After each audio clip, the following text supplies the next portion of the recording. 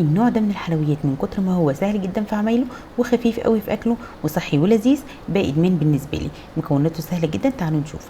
عباره عن شويه من السمسم، حوالي 5 معالق سمسم ابيض او متحمص عادي جدا.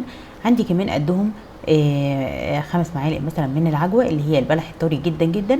وهنا ده بسكوت شاي من مطحون، انا استخدمت باكو بس، تقدري تستغنى عنه تماما، هو مش شرط خالص. وده بقى شويه كده من المكسرات المطحونه، انا استخدمت سوداني مع شويه من الكاجو نفس اللون. تقدري تستخدمي اي حاجه انت حباها من المكسرات، وطحناهم طبعا كلهم زي بعض.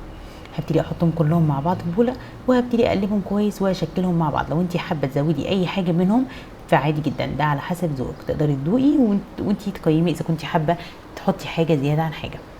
بالنسبه بقى لطريقه التشكيل فهي سهله جدا جدا، في طريقتين. الطريقه الاولى القوالب، والطريقه الثانيه هنعملها على ايدينا. بالنسبه للقوالب، القوالب دي متوفره عند اي حد خامات حلويات او اي حد ادوات منزليه.